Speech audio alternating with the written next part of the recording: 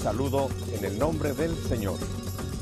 Hoy voy a empezar el programa de una manera diferente. Ya ven que en Nuestra Fe en Vivo pasan cosas diferentes cada vez, pues hoy vamos a empezar de una manera diferente. Tengo un invitado, pero todavía no lo voy a presentar hasta que después que ustedes hayan visto lo que ahora mismo va a sus pantallas. Vamos a ver este video.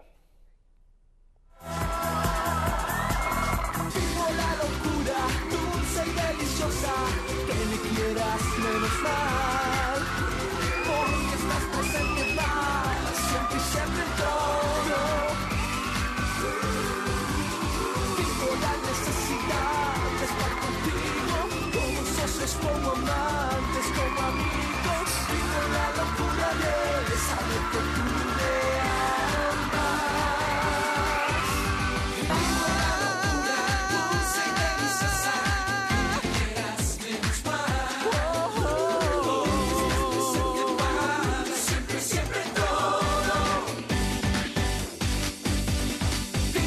Necesidad de estar contigo, como socios, como amantes, como amigos. Vivo la locura de saber que tú me amas.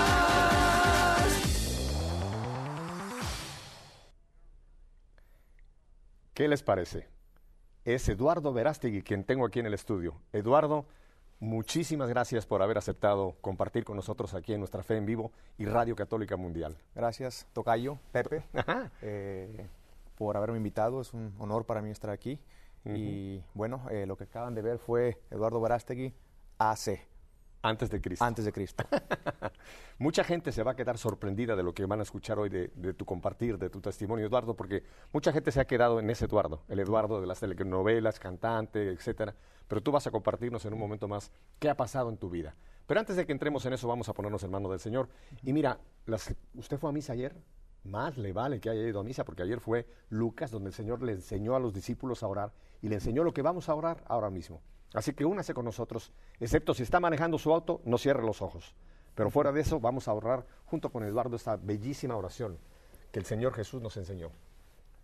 Padre nuestro, que estás en el cielo, santificado sea tu nombre. Venga a nosotros tu reino. Hágase tu voluntad en la tierra como en el cielo. Danos hoy nuestro pan de cada día. Perdona nuestras ofensas, como también nosotros perdonamos a los que nos ofenden. Y no nos dejes caer en la tentación, y líbranos del mal. Amén. Y Virgen de Guadalupe, intercede por nosotros. Amén. Amén.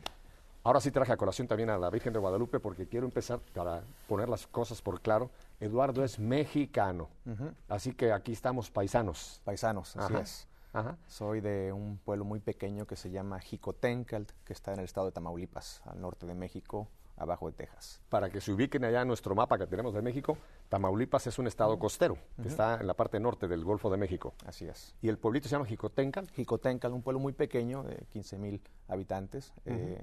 Ahí fue donde crecí, donde aprendí a caminar, a hacer mis primeras travesuras. ¿Cuántos de familia? Tengo 3 hermanas, yo soy el mayor, somos 4 en total, y bueno, mis padres que siguen viviendo por allá. Ahí estuve hasta los 17 años más o menos. Mi padre quería que fuera abogado.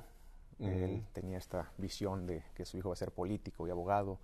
Ese era su sueño, así es que yo, siguiendo el sueño de mi padre y no el mío, pues fui a Bueno, estudiar. déjame te digo que en México es una buena carrera ser político. ¿Verdad? Por lo menos te haces rico bastante rápido.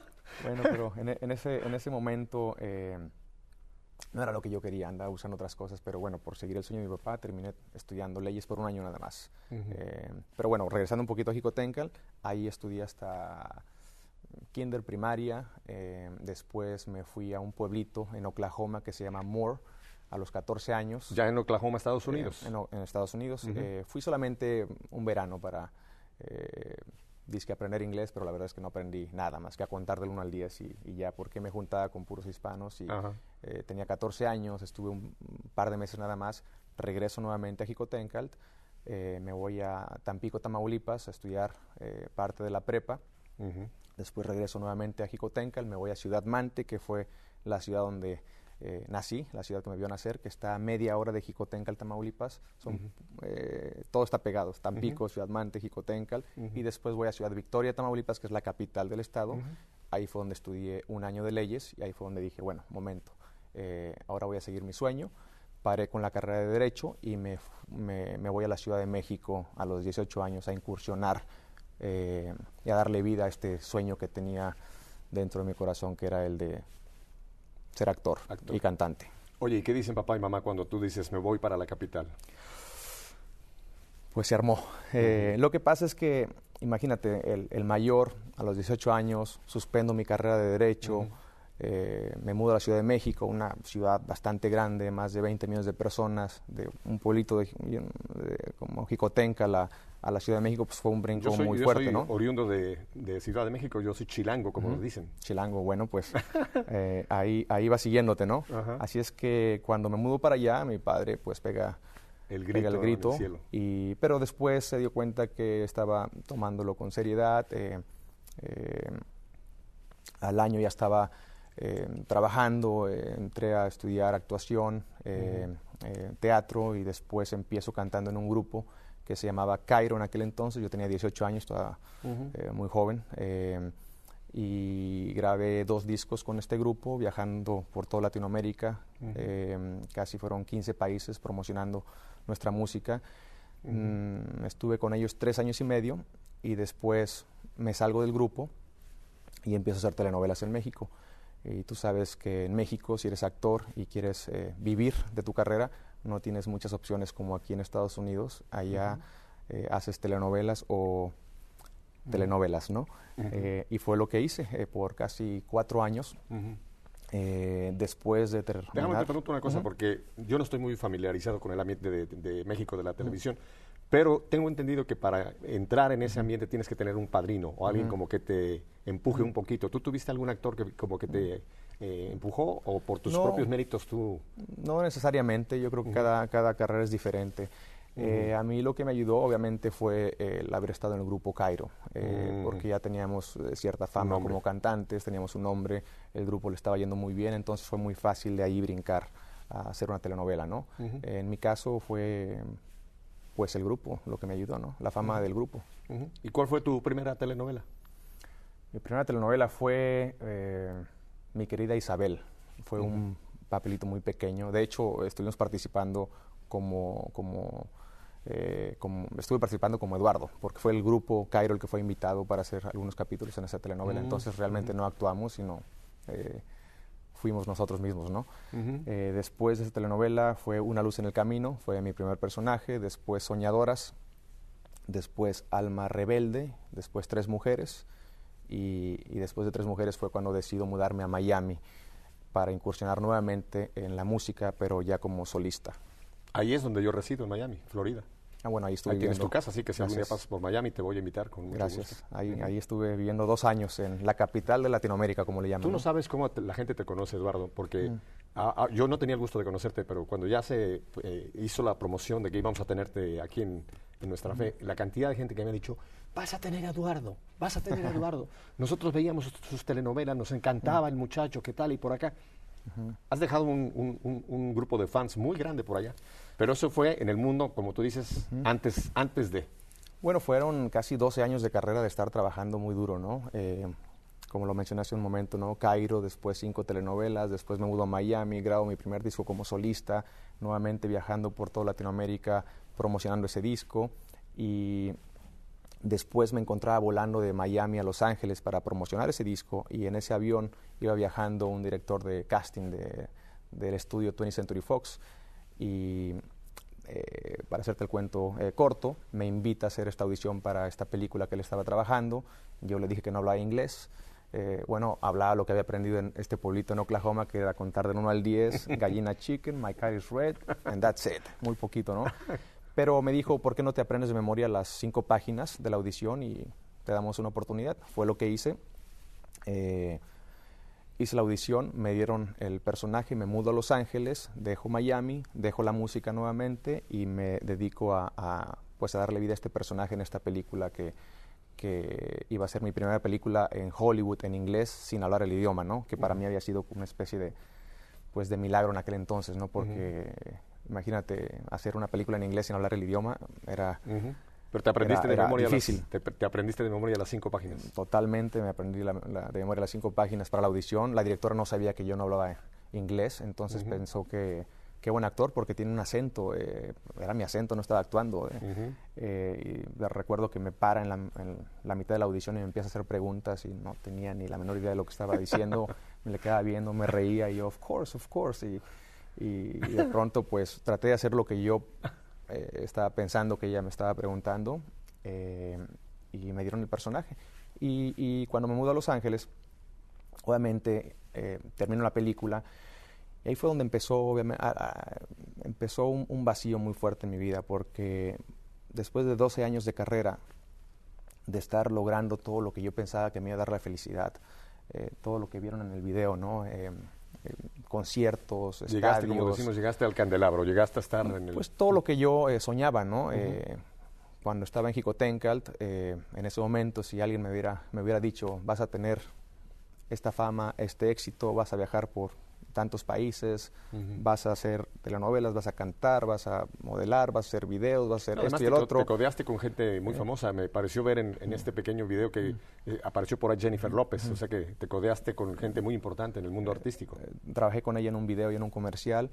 Y claro, en ese momento yo era pensado, no, bueno, pues si logro eso voy a ser el hombre más feliz del mundo, ¿no?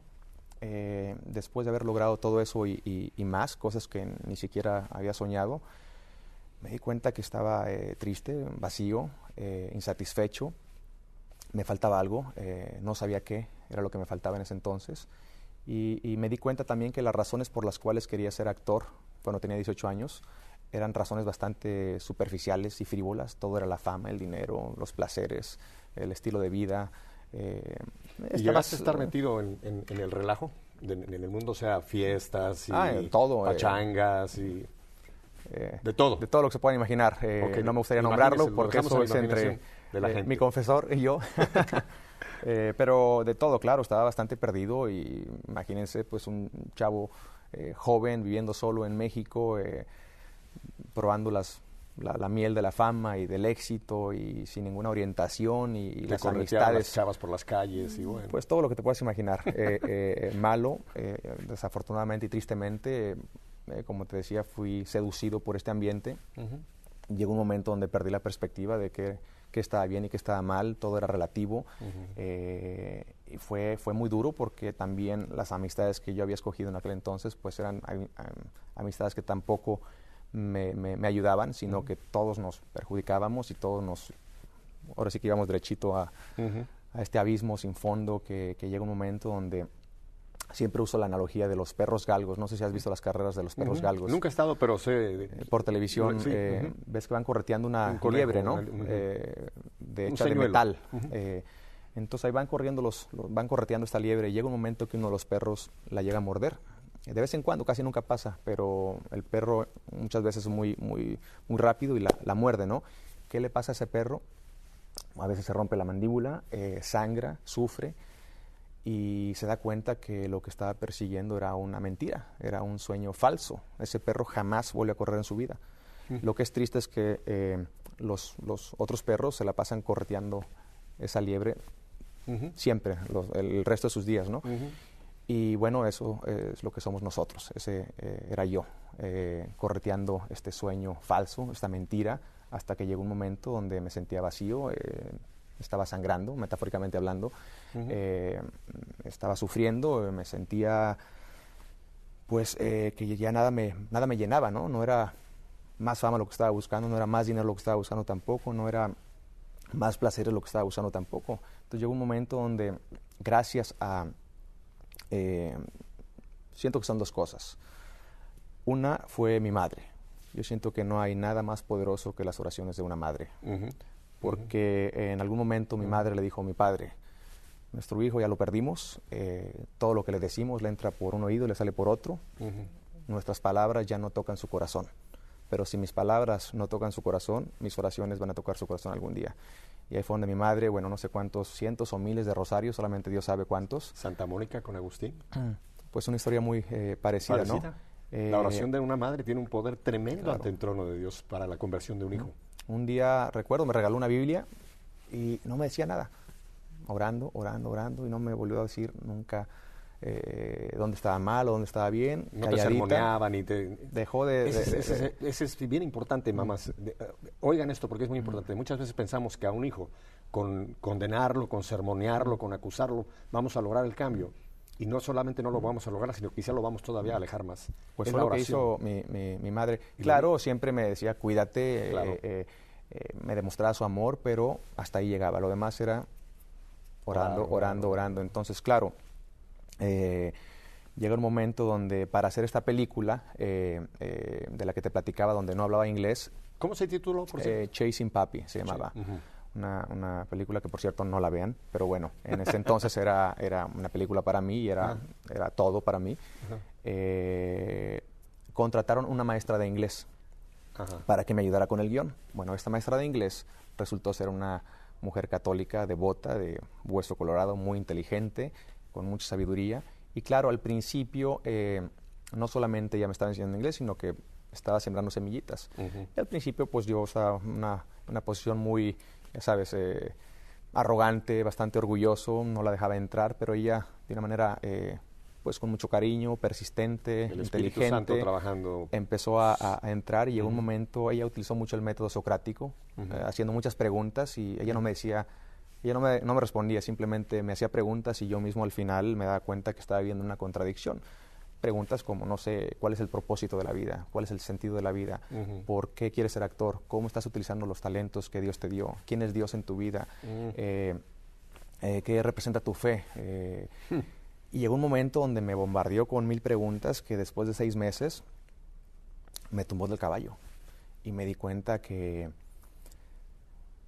lo que rompió mi corazón fue al darme cuenta no solamente que había dañado a muchas personas con los proyectos y con el estilo de vida que yo estaba llevando. No solamente le hice daño a mi familia, a personas, a mí mismo, pero lo que rompió mi corazón fue cuando me di cuenta que había ofendido a Dios con el estilo de vida que llevaba. Y ahí fue donde...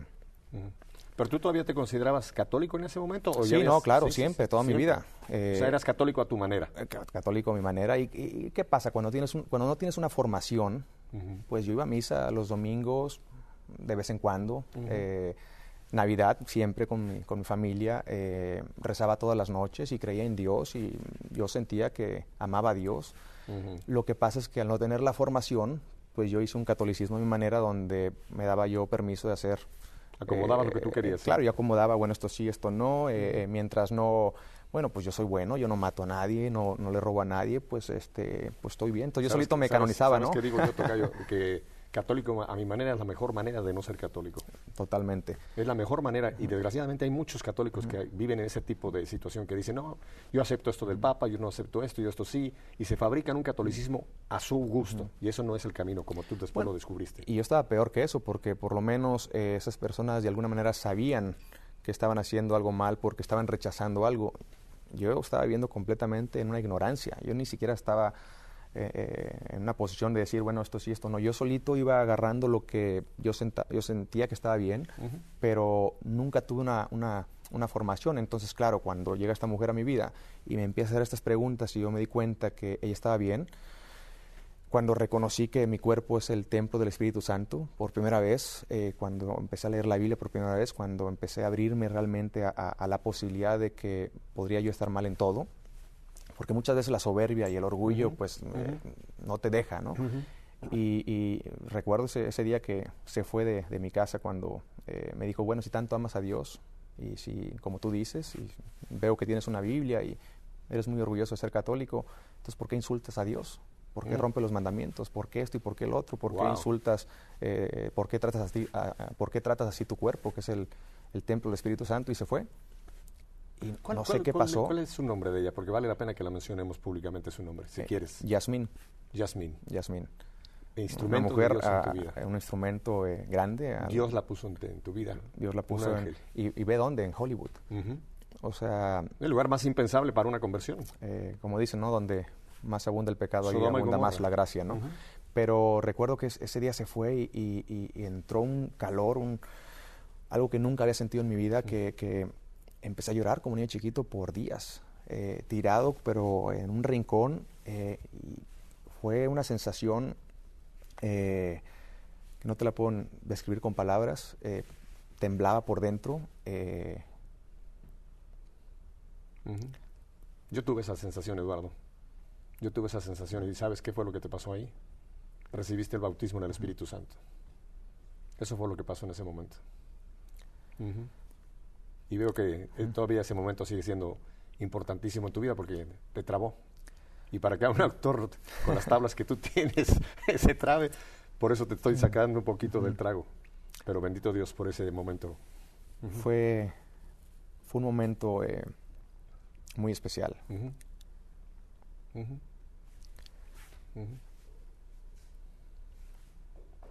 Tómate tu tiempo, tómate tu tiempo.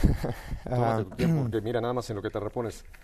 Yo estuve totalmente alejado del Señor, Eduardo, pero yo llegué a estar, a no considerarme ni siquiera cristiano, a pensar que Jesús había sido uno más de los buenos hombres en la tierra. Y fue un 20 de septiembre de 1972 que gracias a la oración de mi esposa y de mi madre, el Señor tuvo compasión de mí y tuve ese toque del Señor. Y para mí igual, cuando lo recuerdo, me vuelvo a erizar de experimentar el amor de Dios, que a pesar de nuestro pecado, Él nos ama tanto que nos rescata, nos saca de la fosa donde estábamos metidos. No, y fue un momento grande y obviamente fueron varios días donde no quería hablar con nadie.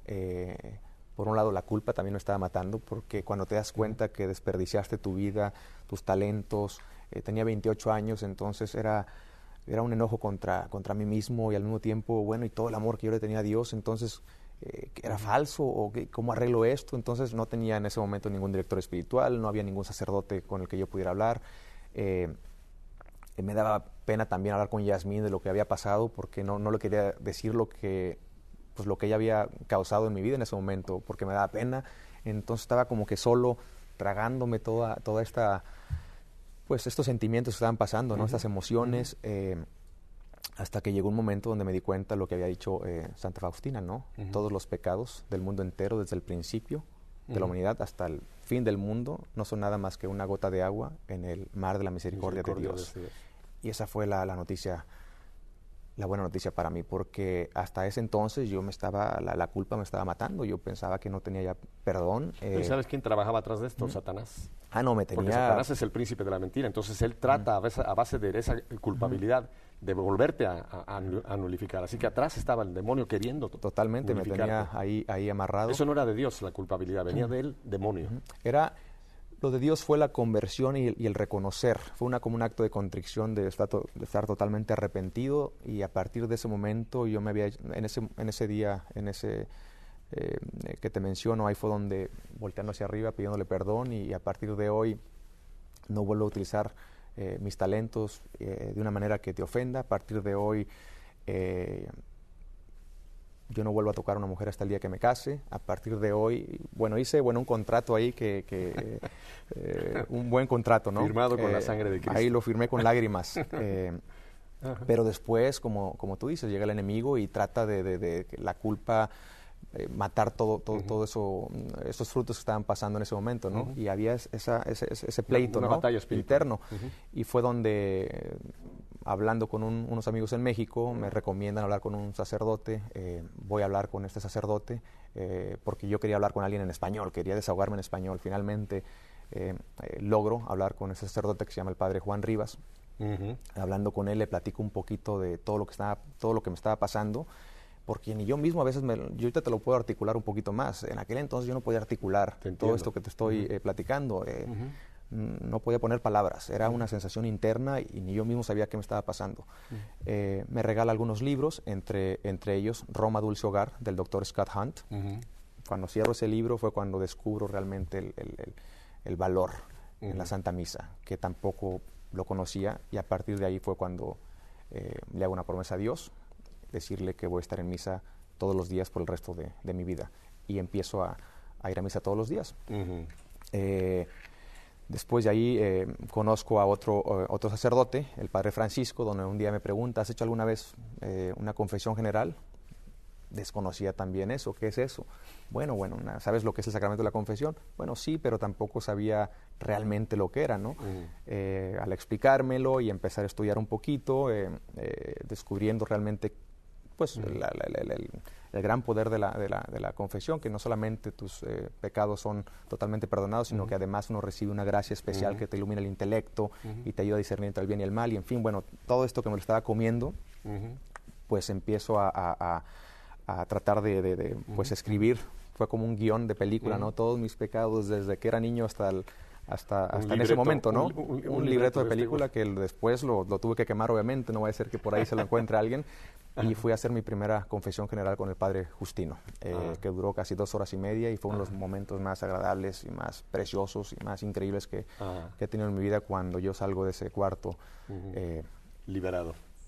Completamente ahí. Yo siento que fue el otro segundo momento, porque el primero fue pues el Espíritu Santo tocando mi corazón y ayudándome pues a tener este arrepentimiento y este acto de contrición que estaba teniendo en mi corazón. El segundo fue cuando salgo de este cuarto recién confesado. Vamos a seguir hablando de esto, Eduardo. Vamos a ir a unos mensajes y quiero dar los teléfonos, pero solamente llámenme con preguntas importantes, no solamente para saludar a Eduardo, saludar a Pepe, sino con preguntas que de lo que hasta ahora ha compartido Eduardo les interesa a ustedes conocer un poquito más. Fuera de los Estados Unidos, que nos están viendo en toda América y España, 205-271-2980. Lo repito despacio, apúntelo en la mano si no tiene papel, luego se lava la mano. 205-271-2980. Dentro de los Estados Unidos, 1-800-221-9460. O si usted es de esas personas que prefiere usar la tecnología moderna, el Internet o el correo electrónico, los faxes y todo los emails, Emilios, que le dicen en España, nos puede escribir a fenvivo@ewtn.com. Yo sé que están fascinados con lo que están oyendo, ¿verdad?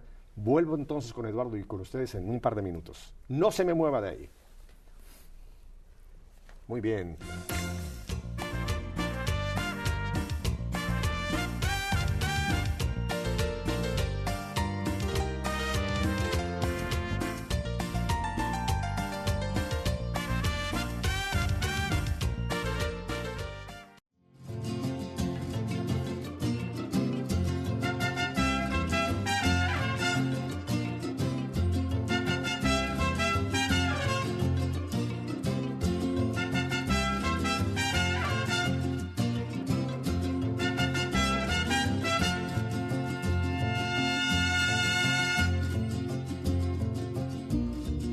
Este mariachito es en honor a Pepe Eduardo, porque oyeron que dijo que su nombre es José. José Su primer Eduardo. nombre su nombre completo es José Eduardo, así que... Hasta los 18 años me decían Pepe en mi casa. Me siguen diciendo Pepe en mi casa, mis padres y mis hermanas. Yo soy José Antonio, pero si a mí dicen José Antonio, nadie me conoce. Todo el mundo me conoce por Pepe a los... Tocayo. Eduardo, vamos a seguir entonces con este hermoso... Tenemos una llamada, así que vamos a tomarla inmediatamente. Adelante, ¿quién nos llama y de dónde? ¿Aló? María Figueroa. María Figueroa, ¿de dónde nos llamas, ¿Sí? María? De New York. De New York. Adelante con tu comentario para Eduardo, María. Sí, estoy muy contenta de escuchar este lindo testimonio de Eduardo. No sabía dónde estaba metido, pero me ha conmovido mucho ese testimonio de él. Estoy muy contenta de todo eso que le ha pasado. Muchas gracias. Yo estaba viendo la farándula, una entrevista que le estaban haciendo, y que sí es verdad que él tiene 4 años que no tiene pareja. 4 años de no tener pareja. 5 años, más o menos. 4 años, casi 5 años. Donde lo mencioné hace un momento, ¿no? Después de haber llevado una vida bastante... disipada. Disipada. Como el hijo pródigo, así. Exactamente. Llegó un momento donde me hice una promesa, no solamente a mí mismo, sino a Dios, porque promesas que me hago a mí mismo las rompo, pero si se las hago a Dios, pues ya hay más seriedad, ¿no? Ya me pongo serio, ¿no? Y esa promesa fue vivir en castidad, cosa que no sabía, una palabra que yo escuchaba por ahí y no la entendía, ¿no? Y fue donde reconocí lo que mencioné hace un momento, el valor de la castidad. La castidad es libertad. Y llegó un momento donde pues quiero valorar lo que no valoraba antes. Reconocí también que pues mi cuerpo es el templo del Espíritu Santo. Reconocí también que la mujer más importante que va a ser en mi vida después de mi madre y mis hermanas, y bueno, claro, después de nuestra Santísima Madre, la Virgen de Guadalupe, va a ser mi esposa. Entonces, quiero regalarle a mi esposa lo que el regalo que Dios nos ha dado, ¿no? Que es algo sagrado, que es el sexo, ¿no? Entonces, ahí fue donde decidí guardarlo para la noche de mi boda, para esa mujer que todavía no la conozco, pero desde ahorita aprovecho la oportunidad, que está esto grabado, ya le estoy siendo fiel. O sea que puede ser que a lo mejor esa mujer esté viendo este programa el día de hoy. Tal vez, porque finalmente solamente Dios lo sabe y estoy abierto a la voluntad de Dios. Eso. Y lo he podido lograr por la gracia de Dios, porque es algo que solamente con la gracia de Dios uno puede vivir en castidad. Es importantísimo esto que has compartido, Eduardo, porque nos ven muchísimos jóvenes y muchos jóvenes dicen, no es posible en estos días vivir en castidad. En primer lugar, la castidad no es solamente para Eduardo, la castidad es para cualquier persona que no esté en el contexto del matrimonio, porque el sexo, tú lo sabes, no tenemos que dar una lección, Dios lo creó y lo puso para el matrimonio, y dentro del matrimonio es bendecido. Lo que pasa es que el mundo ha sacado completamente de contexto el sexo, y hoy día... Incluso en el matrimonio somos llamados a ser castos, porque ¿seguro? Finalmente la castidad es estar abiertos a la vida dentro del matrimonio, pero como solteros es estar guardándose, estar viviendo una abstinencia para el día, para cuando uno se case, ¿no? Y eso es lo que, y te lo puedo decir, ha sido estos 5 años, casi 5 años han sido los días más grandes en mi vida. Nunca he obtenido tanta paz, tanta alegría, tanta serenidad, tanta felicidad, que finalmente es lo que todo el mundo anda buscando, la felicidad. Puedo contar los 20 años que viví totalmente en una vida mundana, no lo comparo con un día de lo que he estado viviendo en estos 5 años. Y déjame ir un retroceso porque te quiero hacer esta pregunta. ¿Y todas tus amistades, el mundo de la farándula en el que tú te movías, qué dijeron cuando hubo este cambio en Eduardo? Me imagino que pensaron que te habías vuelto loco. O, ¿qué fue la reacción del mundo, ese mundo? Bueno, pues algunos pensaron eso. Se volvió loco, ¿qué le está pasando? Como que, a ver, Eduardo, pues el que a las fiestas y esto, y el rock and roll y el otro, y de pronto dejó de salir. Misa todos los días, empezó a rezar el rosario todos los días. De pronto nos dice que pues está esperando, no vuelve a salir con ninguna mujer. ¿Tienes un rosario en la mano? Sí, es un rosario. Para que no crean que está blofeando. Aquí lo tiene en su mano. Este es el... Ustedes nunca habían visto a Eduardo, ¿verdad? Con un rosario bueno, en la mano. antes, fíjate que antes de mi conversión lo tenía, pero era como de adorno nada más. Nunca lo rezaba. Como amuleto. Era como un amuleto, porque también estaba viendo, ya sabes, cuando no tienes la formación, pues te vuelves un poco supersticioso. Entonces lo tenía como de adorno, se veía bien, y yo pensaba que mi madre rezaba el rosario, pues yo me lo pongo, ella lo reza, ya somos un equipo, ¿no? Pero fue después de mi confesión general, el padre Justino me recomendó rezar el rosario todos los días. Y a partir de ahí fue cuando nace esta devoción de rezar el rosario, ¿no? Pero volviendo a la pregunta, la mayoría de mis amigos los perdí, me quedé solo. Incluso miembros de mi familia no me entendían tampoco qué estaba pasando, porque en ese momento también me di cuenta que los latinos, desde los años 40 hasta la fecha, hemos sido estereotipados de una manera muy negativa en el cine y en la televisión. Entonces, todas las ofertas de trabajo que me llegaban era el mismo estereotipo, ya sabes, el bandido, el criminal, la prostituta, el traficante, y si bien te va, el Latin lover Don Juan Casanova, en otras palabras, el mujeriego mentiroso. Ese era yo, ese era el camino que yo estaba siguiendo, eran las películas que yo estaba haciendo como Chasing Papi. Si te fijas, la historia de Chasing Papi es un hombre que anda con 3 mujeres al mismo tiempo y a las 3 las engaña y a las 3 les miente. Y la película lo ponen a él como si fuera el verdadero hombre latino, ¿no? El macho. Y recuerdo una vez, alguien me preguntó, Eduardo, ¿te gustaría casarte algún día? Le digo, claro que sí. ¿Te gustaría tener hijos? Es lo que más deseo en mi vida. Imagínate que un día tienes una hija. ¿Te gustaría que tu hija anduviera con un hombre que la engañara y que estuviera con otras 2 mujeres al mismo tiempo? Claro que no. Entonces, ¿por qué tú lo haces? ¿Por qué tú estás haciendo una película? Bueno, porque esa es mi carrera. Yo me defendía, ¿no? Mi carrera y mi vida personal es diferente. No. A ti se te olvidó que cualquier proyecto en el que tú te involucres, te guste o no, va a afectar en cómo la gente piensa. Así es que muchas de las personas, sobre todo los jóvenes, viven hoy en día de acuerdo a los estándares que ven en los medios de comunicación. Sus ídolos, claro. Claro, tenemos esta tendencia, esta inclinación a imitar el arte, a imitar lo que vemos en los medios de comunicación, en las revistas, en la televisión, en las películas, y copiamos eso, lo imitamos. De hecho, Platón decía, si tú me das a mí a escoger entre el arte y la política para gobernar una nación, yo escogería el arte, él decía, porque la política solamente se encarga de gobernar las leyes, algo más mecánico, encargarse de que la gente siga las leyes, pero el arte el arte se encarga de gobernar los corazones de las personas. El arte tiene el poder de tocar el corazón y la manera de pensar de las personas, por lo tanto, el cómo piensan, el cómo viven, el cómo se comportan. Fíjate qué interesante cómo San Pablo dice allá en Romanos, cambien su manera de pensar para que cambie su manera de vivir. Totalmente. Tiene que venir por un cambio en la mente, tocados por el Espíritu Santo para que venga el cambio de vida. Eduardo, tenemos un primer correo que es seguramente una pregunta para ti, así es que vamos. Hola, Dios haga resplandecer su rostro sobre ustedes y María Santísima los cubra con su manto. Quisiera saber, Eduardo, ¿cuál crees que es esa misión específica que el Señor te ha encomendado desde ese momento que Él tocó tu corazón y cuál sería ese mensaje que Dios pone en tus labios para todos los que te ven? Sientan en Dios vivo en el corazón. ¿Quién como Dios? Nadie. Carolina. No tenemos de qué lugar nos envía Carolina, pero la pregunta, Eduardo. Claro. Gracias por escribirnos. Bueno, en ese momento, lo único que me quedó claro fue el propósito de mi vida, el propósito de nuestras vidas. Me quedó muy claro que no fui llamado ni nací para ser actor, ni fui creado para ser famoso, ni rico, ni ingeniero, ni doctor, ni exitoso. Fui llamado para ser un santo, igual que tú, Carolina, y todos los que estamos aquí, y todos los que estamos en este planeta. Somos llamados a ser santos.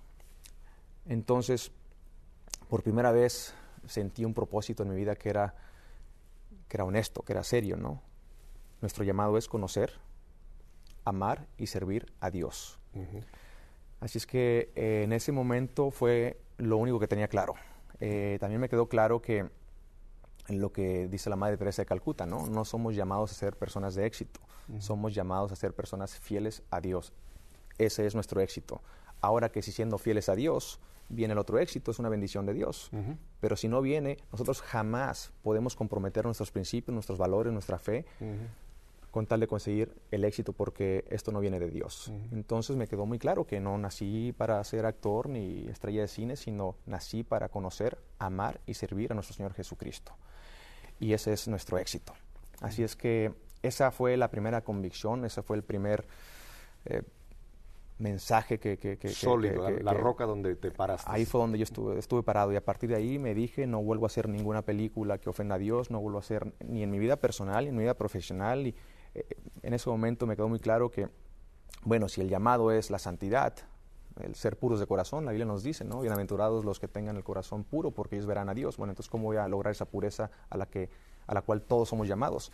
Y ahí fue, como católico, descubrí que, bueno, en los sacramentos, asistiendo a misa todos los días, rezando el rosario, yéndome a confesar, voy una vez por semana, tengo un director espiritual. Entonces, se convirtió en eso, en mi prioridad. Recuerdo que en ese momento yo me quería ir incluso de sacerdote, ¿no? Supongo que esto te quitó muchísimas oportunidades de trabajo que todo. Dejaste, o sea, renunciaste a no aceptar nada que pudiera ofender a Dios. Me quedé en la calle. ¿Sí? Te cuento rápidamente. En ese momento pensé que iba a ser muy fácil. Dije, ok, ya leí este libro que me dio el padre Juan Rivas, leí otro segundo libro que me dio, y ahí fue donde dije, bueno, voy a vender todo. En ese momento vendí todo lo que tenía, renuncié a todas las ofertas que me estaban llegando, dije, me voy a ir a la jungla, allá al Amazonas, a Brasil, 2 años, a discernir, a ver qué quiere Dios de mí, a hacer un trabajo de misionero, ayudar a los pobres, y me quedó muy claro, ¿no? Entonces fui a ver al padre Juan Rivas y le platiqué de mi plan. Me dice, no, momento, ¿a dónde vas? Pues a la jungla, ya a Brasil, al Amazonas. Eduardo, Hollywood es una jungla más grande, me dice. Yo, sí, pero yo allá, ya vendí todo. Digo, no, espérame. Si tú realmente pones una lista de lugares donde tú fueras a tener una conversión, créeme que Hollywood hubiera sido el último. Sin embargo, ahí fue, por alguna razón, por algo. Así es que, ¿cómo que te quieres ir a escapar allá a la jungla, a correr? Digo, no me estoy escapando, es que sí te estás escapando, porque por lo que me estás diciendo, te da miedo estar aquí en Hollywood. Pues padre, lo que pasa es que pues, yo no hablo bien inglés y yo no conozco a nadie aquí en Hollywood que esté en el mismo canal y me siento solo. Dios más uno es un ejército. Pues sí, padre, pero es que usted me está mandando allá a un océano lleno de tiburones, un mar lleno de tiburones con un cuchillito, pues sí voy a matar a 1 o a 2, van a venir 20 y me van a comer. Y él me dice, bueno, vamos a construir entonces un submarino. Finalmente me bombardeó con estas respuestas que yo no quería escuchar, y me di cuenta que por primera vez estar en Hollywood para mí representaba un sacrificio. Fíjate nada más, lo que para mí toda mi vida había sido un sueño, en ese momento era un sacrificio porque yo me quería salir de ahí. Y ahí fue donde también me dijo y entendí que no estoy en Hollywood para condenar, ni para maldecir, ni para juzgar la oscuridad, sino para hacer una luz en la oscuridad. Entonces ahí fue donde, volviendo a tu pregunta, el segundo mensaje que recibí en ese momento fue, bueno, ¿por qué no abro una productora de cine donde, como nos dice nuestro Santo Padre, el Papa Juan Pablo II, que no les dé miedo de utilizar los medios de comunicación para decir la verdad? El arte y la moral van de la mano, así es que me quedó muy claro que en ese momento pues tenía que abrir una productora de cine, la cual abrimos y le pusimos Metanoia Films. Metanoia es una palabra en griego que significa conversión, Cambio, conversión.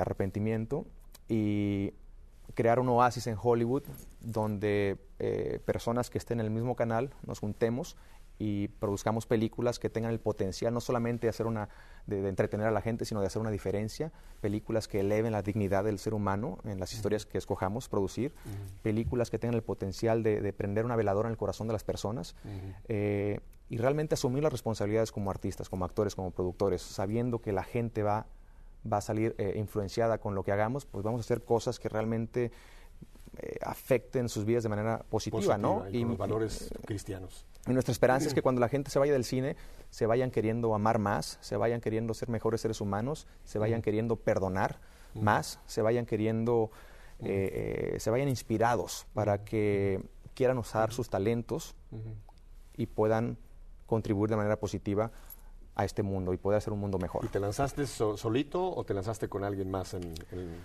esta productora? En ese momento solamente yo tenía la idea de la productora, así es que fue una aventura muy grande porque por un año pues no trabajé, vivía de mis ahorros porque, te repito, todas las ofertas que me llegaban las leía y decía, no, esto no va con lo que yo quiero, esto no va con la misión. Entonces yo tenía una misión por primera vez seria, tenía una visión primero, después eso se hizo una misión, metas con objetivos a corto plazo y a largo plazo, y claro, todavía no sabía por dónde se iba a ir este barco, este submarino, ¿no? Entonces en ese momento voy a Roma, a la beatificación de la Madre Teresa de Calcuta, me llevo a mi padre, ahí me pasa una cantidad de aventuras, termino conociendo a una señora que era amiga de la Madre Teresa de Calcuta, que es una artista, pintora muy, muy famosa de España, María José. Ella me regala un libro de San Francisco de Asís. El segundo capítulo del libro decía La Metanoia de San Francisco, de ahí fue donde yo saco el nombre de Metanoia para la compañía. Finalmente, hace algunos años me manda una escultura de tamaño natural de la Madre Teresa de Calcuta que ella había hecho. La única escultura que hay en Calcuta, si tú llegas a ir a Calcuta algún día, o los que han estado ahí seguramente la han visto, tamaño natural en bronce, donde la Madre Teresa de Calcuta está rezando, Beata Madre Teresa de Calcuta, ella la hizo, rompió el molde para que fuera solamente una y después hizo una serie de 5 hermanas, una serie de 5 réplicas, perdón. Una de ellas está creo que en Venezuela, otra está en España, otra está en Roma, y la otra me la mandó, está en Hollywood, en su casa, mi casa. Y bueno, de ahí empezó esta idea de, bueno, entonces quiero hacer una película sobre la vida de la Madre Teresa de Calcuta, pero todavía no sabía qué estaba pasando. Finalmente llego a Los Ángeles, empiezo a ir a misa todos los días nuevamente y ahí me encuentro a Lío Severino, que es mi socio ahora, que es un abogado colombiano, que es maestro de filosofía, teología, apologética. Él y yo pusimos todos los miércoles un estudio bíblico que se llama Going Deeper, que es para actores, directores, gente que está involucrada en los medios de comunicación, porque ahí el tercer llamado fue muy claro. ¿Cómo podemos influenciar a otros líderes que estén en Hollywood, que tengan el potencial de hacer películas o series de televisión o música, pero que no tienen la formación todavía? Y hicimos un tipo de una presentación donde hay debates, hay presentaciones sobre ética en las artes, es un estudio bíblico, hay clases de filosofía, teología, apologética para defender la fe, pues con la razón y abrazar más nuestra fe ya por convicción. Es, como tú lo mencionaste, un oasis realmente. Y ha sido increíble, tenemos ya más de 100 personas que vienen todos los miércoles, ha habido transformaciones y conversiones por la gracia de Dios, porque la verdad que solamente así pasan las conversiones. Entonces, ¿estás siendo misionero en Hollywood? Pues básicamente yo siempre digo, pues soy actor, bueno, sí, soy productor, pero mi corazón es Oye, un corazón de misionero. Hablando de actuación, perdona que te carreré un poquito porque me quedan unos 8 minutos. Tú ya has producido una película que se va a estrenar, tengo entendido, en septiembre, que se llama Vela. Vela. Háblanos, danos cómo nace Vela y qué es Vela, qué va a ser Vela. Bueno, después de finalmente haber conocido a Lío Severino, conozco a Alejandro Monteverde, que es el tercer socio, nos llaman los tres amigos. Los tres montamos Metanoia Films y Vela es nuestra primera película como productores. Por la gracia de Dios, después de haber ido a México. ¿Es mexicano? Es de Tampico, Tamaulipas. Alejandro Gómez Monteverde. Él escribió la película, él la dirigió y la produjo con nosotros. Y después de haber ido a la Basílica de Guadalupe a dedicarle esta película a Nuestra Santísima Madre, la Virgen de Guadalupe, hicimos una novena de rosarios dedicados a la Virgen de Guadalupe, y unas semanas después fuimos a Toronto, que es en Toronto cada año tiene el festival de cine independiente más importante del mundo. Mandamos la película al Festival de Toronto y la verdad es que era muy difícil entrar porque las películas que han ganado ese festival en los últimos años han ganado el Oscar. Entonces ven 5,000 películas de todo el mundo y solamente seleccionan como 300 y tantas. Bueno, pues la mandamos, fuimos seleccionados y por la gracia de Dios, milagrosamente, aunque usted no lo crea, ganó el festival. En septiembre, la película sale en octubre, el 26 de octubre saldrá en Estados Unidos y posteriormente en México y Latinoamérica. Y en España, en Europa también, por ahí de diciembre, creo. Y es una película, es una historia de amor, de un hombre que lo tenía todo, lo pierde todo, y perdiéndolo todo encuentra lo que verdaderamente vale la pena en la vida, que es la fe, la familia y muchas cosas bonitas que vas a descubrir. Eduardo. Parecido, pero es una historia de amor diferente, es una película que también pretende elevar la dignidad del latino en Estados Unidos, una película que pone a la familia latina como modelo de integridad. Este punto es importantísimo, Eduardo, porque nos ven en toda Latinoamérica y muchas veces consideran que los hispanos que vivimos acá como que somos otra raza aparte. Y no se dan cuenta que aquí tenemos 50 millones de latinos que viven dentro de los Estados Unidos. Pues es muy triste porque... Y que tienen una imagen muy mala, desgraciadamente. Por las películas y por ese estereotipo del cual te hablaba hace un momento. Es muy triste que casi siendo 50... Somos, yo creo que más de 50 millones de latinos en este país. Porque y los que todavía, no están documentados, claro, no lo sabemos. Claro. Y que todavía nos tengan miedo porque piensan que somos lo que ven en la televisión, en las películas, pues es muy triste. Claro. La mayoría de los latinos que viven en este país son personas que vienen aquí con un espíritu de gratitud. Tremendos. Son personas trabajadoras, honradas, íntegras, con fe. Son personas honestas y es lo que yo quiero enseñar el verdadero rostro del latino en las películas que Metanoia produzca. Muchas economías de nuestros países se están manteniendo gracias a los latinos que se están sobando el lomo aquí en los Estados Unidos y esto poca gente lo sabe. Claro. Qué bueno que tú en la película estás sacando el verdadero latino en Estados Unidos. Eso es lo que quiero promocionar con enseñar la verdad realmente con nuestras películas, ¿no? Pero estoy muy agradecido con este país también porque ha sido una bendición muy grande en mi vida. Mi conversión pasó en inglés, sin hablar el idioma. Ahí es donde finalmente el Espíritu Santo pues rompe la barrera de los idiomas, porque solamente le entendí el 10% de lo que esta maestra de inglés me decía, pero ese 10% fue suficiente para que me tumbara del caballo.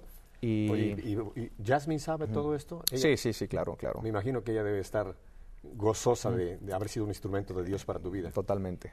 Voy a poner en pantalla, Eduardo, donde pueden escribirte, porque no hemos tomado llamadas ni emails porque nos interesaba mucho más que tú compartieras, pero lo voy a poner ahora. Para las personas de radio lo voy a leer. www.bella, T-H-E, movie, Bella the Movie, se pronunciaría en inglés, Bella the Movie, pero para los que no hablan inglés se los voy a deletrar. B de bueno. B de bueno, E-L-L-A, T-H-E-M-O-V pequeña I-E.com. Una última vez. Ahí pueden escribirle correo electrónicos www.bellathemovie.com. Ahí, Eduardo, prepárate. Claro, no. Prepárate. Escríbanos y... Porque todas las personas que no les pasamos sus emails y sus llamadas y muchísimas más van a querer hacer contacto. No. Estamos para servirles. Nos quedan unos minutitos. Entonces, Bella se estrena en septiembre. En octubre. En octubre. El 26 de octubre sale en Estados Unidos. Ajá, perfecto. Y después... Bueno, después, ya ahorita se verá cómo se va moviendo por el mundo. Como productor, ahorita lo que estoy haciendo es viajando por todo el país, presentando la película a diferentes organizaciones. Así estaré hasta que salga la película. Después viajaré a México y a algunas partes de Latinoamérica. Y terminando esta promoción, nos vamos a enfocar en el segundo proyecto que Si Dios quiere, sería la película sobre la vida del beato Miguel Pro, los cristeros. Nuestro mártir mexicano. Así es. Ese sería el próximo proyecto, pero todavía no sabemos. Puede ser el de la Madre Teresa de Calcuta, puede ser otra película que por ahí también nos está secreteando. Todavía no sabemos. Ahorita lo único que existe es Vela y la prioridad de nosotros es Vela. Mira, me dicen que nos han escrito y llamado muchísimos jóvenes que querían hablar o saber de ti. ¿Cuál sería tu mensaje para estos cientos o más jóvenes que han quedado muy tocados con tu testimonio? Y no solamente jóvenes adultos, pero enfócate un poco en los jóvenes en un par de minutos. ¿Qué les dirías? Es una responsabilidad grande. Siempre que me preguntan eso, o cuando veo sobrinos en mi casa que me dicen mis padres, tú eres el role model, un modelo a seguir para ellos, y no me vean a mí, vean a nuestro Señor, finalmente, porque pues uno como ser humano comete se cae muchas veces, pero por eso trato de... Pero ahora en el mundo católico te has convertido en un modelo. Yo sé que es una gran responsabilidad, pero lo estás llevando bien porque estás agarrado del Señor en la oración, o sea que no vas a fallar. Pues ¿Qué les dices a los jóvenes? Como dice San Pablo, no, imítenme a mí como yo imito a Cristo nuestro Señor, que finalmente ese es nuestro fin, Él es nuestro fin. Pero algo que me ayudó mucho a mí fue el secreto más bien fue el darme cuenta que muchas veces nuestros sueños pueden ser nuestros peores enemigos, si esos sueños no van en línea con la voluntad de Dios, si son sueños egoístas. Y esos eran los sueños que yo tuve por muchos años. Yo quiero esto y quiero esto y quiero la fama y quiero esto y quiero el otro, y porque la sociedad te dice que si no llegas a la cima de la montaña y si no te vuelves en alguien, una persona exitosa, entonces eres un fracasado. Y muchas veces nuestros padres o tíos o familiares, o uno lo ve en los medios de comunicación, ¿no? La sociedad es lo que te dice, y eso es una mentira. Es una mentira, porque yo logré muchos de esos sueños y fui un fracasado, espiritualmente y personalmente hablando. Entonces me di cuenta que no es lo que yo quiero, sino el darme cuenta que fui creado, igual que tú, igual que todos ustedes, fuimos creados para trabajar en una misión específica, única, que nadie más puede hacer más que tú. Y tenemos de dos sopas. O realmente trabajamos en esa misión, obedecemos esa misión, y por lo tanto vamos a ser felices, vamos a tener la paz que todo el mundo está buscando, y vamos a contribuir, vamos a servir a los demás, vamos a servir a Dios, o no hacemos y desobedecemos, y por lo tanto nos vamos a afectar, vamos a perjudicar a mucha gente, y finalmente, lo más triste, vamos a ofender a Dios. Entonces lo más importante es saber, reconocer que fuimos creados por algo, que Dios nos ama, que estamos aquí por una razón por razones específicas que muchas veces no entendemos, ¿no?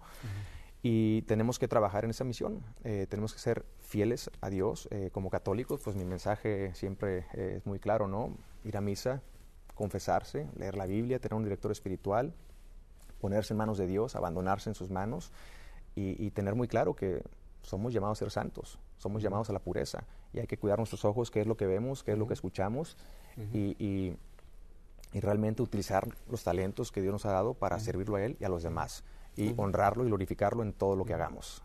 Ahí está realmente el secreto de todo. Nuestro Señor Jesucristo es la respuesta, es la verdad, es el camino, es la felicidad. Y que esa santidad la podemos vivir en donde el Señor nos coloque. A ti en el mundo del arte, puede ser en la medicina, puede ser como ama de casa, puede ser donde el Señor nos coloque. En donde sea. Perfecto. Hoy en día, pues estoy llamado a trabajar en el mundo del arte. Sigo soltero, mañana no sé, a veces me entran voces por aquí de ir a discernir a algún lugar para ver si a lo mejor soy llamado al sacerdocio, o por un momento me entraron las ganas de irme Muchachas, apúrense. por ahí a discernir también a un monasterio de clausura. Claro. No sé, estoy abierto a donde Dios me llame. Hoy en día es aquí platicando contigo y con todos mis amigos. Platicando contigo, Eduardo, EWTN y concretamente nuestra Fe en Vivo está abierta para ti. Cuantas veces tú quieras venir como amigo y invitado nuestro para contarnos y ver qué va pasando en un futuro, siempre estarán las puertas abiertas para Eduardo Verástegui. Muchas gracias. Te agradezco muchísimo. A ustedes, me imagino que igual que a mí les ha tocado tremendamente esta entrevista de este hombre joven, 33 años, lo digo. Así que espero que de verdad haya muchos que este testimonio les haya abierto los ojos y destapado los oídos. Próximo lunes voy a tener a Francisco Gaberlides, es el director de evangelización de la Arquidiócesis de Detroit. Vamos a hablar sobre la evangelización dentro de una parroquia y dentro de una arquidiócesis. Y el lunes 13 tenemos al padre Pedro Núñez con una noticia bien grande. Así que el día 13, el padre que ustedes lo quieren tantísimo, el padre Pedro Núñez. Mientras tanto, espero que la bendición de Dios haya entrado grandemente en sus hogares a través de este joven hombre y de que estemos con una semana más de vida, si Dios quiere. Hasta entonces. Gracias, Pepe. Dios te bendiga.